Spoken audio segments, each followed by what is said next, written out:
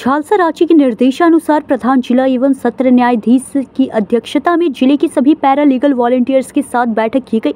उक्त कार्यक्रम में प्रखंडों में भौगोलिक, सामाजिक, आर्थिक परिस्थितियों, परंपराओं, सांस्कृतिक कारकों या क्षेत्रीय कमजोरियों के कारण कानूनी सहायता और जागरूकता पहलों के प्रभावी कार्यान्वयन में कुछ विशेष समस्याएं उत्पन्न हो सकती है। इन समस्याओं को बेहतर ढंग से समझने और उनका समाधान करने के लिए कानूनी चर्चा की गई।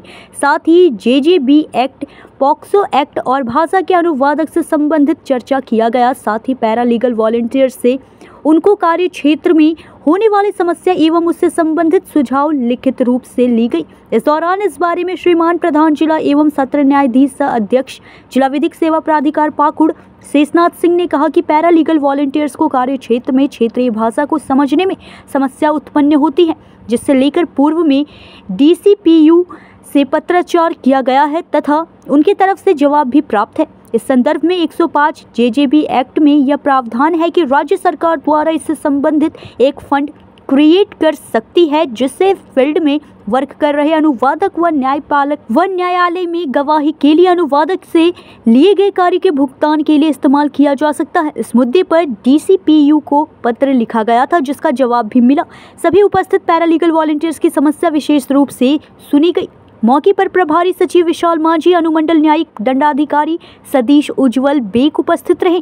तमाम PLV जो हैं थाने में, ब्लॉक्स में जो पोस्टर हैं, उन लोगों के साथ में हम लोगों का आज meeting legal service authority Jhalsa के द्वारा यह बताया गया था कि आप एक बार सबसे बात करके देखिए कि क्या स्पेसिफिक इशू एराइजिंग हो रहा है from geographical, social, economic condition, आपको cultural factors, religious vulnerabilities towards effective implementation of legal aid awareness initiatives। जो हम लोग लीगल अवेयरनेस कैंप करते हैं या कहीं कहीं ये लोग जो काम करता है उसमें क्या डिफ़िकल्टी जा रहा है। अभी हम लोगों को यह जहाँ तक समझ में आया कि इंटरप्रिटेटर की समस्या को लेकर के एक आ रहा है कि लोकल लैंग्वेज में लोगों को कम अवेयरनेस है, तो इसके लिए हम लोगों ने एक बार हम चिट्ठी अपने स्तर से भी लिखा है।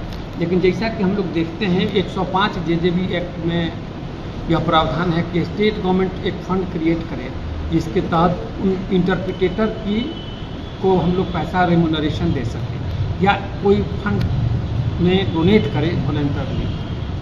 जब तक ऐसा नहीं होता है तब तक हम सब लोगों को इस में बहुत कुछ नहीं कर सकते। और भी समस्याएं हैं जो कि लोग बताया है, उसको हम लोग देखते हैं और इन लोगों को कुछ समस्या राइटिंग में भी देगा।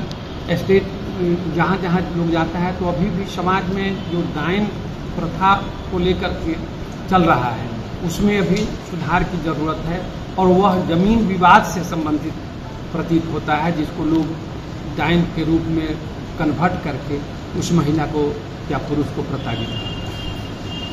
इस सब में सुधार की ज़रूरत है, जैसा कि लोगों की तरफ से बात बताई जाती है। भी अगर हम लोगों को मिल जाता है तो हम लोग उसको नियुक्त कर सकते हैं, ताकि हम लोगों को लैंग्वेज की समस्या, लैंग्वेज का जो प्रॉब्लम है उससे हम लोगों को समस्या का समाधान हो सके। लेकिन हम लोग जब आप देखते हैं जुवेनाइल जस्टिस एक्ट की सेक्शन 105 जुवेनाइल जस्टिस फंड के बारे में बताता है।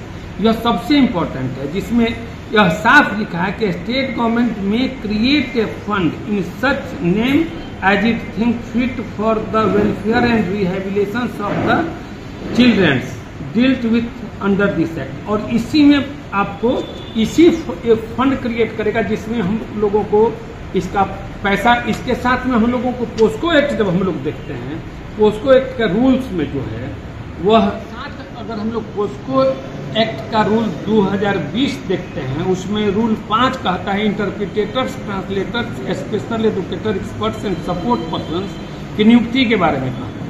तो DCPU को हमने चिट्ठी लिखा था, उसका जवाब भी आया हुआ है, लेकिन वही बात आ जाती है कि उसका जो फंड क्रिएट करके उसमें फिर सब क्लॉज आप 7 देखेंगे तो उसमें कहता है कि the payment for the service of interpreter, translator, special educator, experts और support person whose name is enrolled in the register maintain under sub rule 1 और otherwise shall be met by the state government from the fund maintained under section 605 of the JJB Act or from other funds placed at the disposal of the DCPU।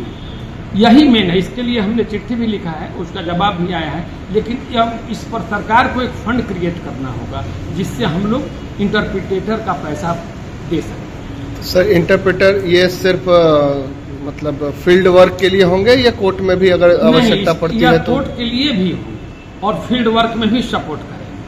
अभी हम लोग PLB को as a support person के रूप में देते हैं, लेकिन इसके लिए अगर फंड क्रिएट स्टेट गवर्नमेंट के द्वारा हो जाए तो इसमें हम लोगों को सहायता मिल सकती है।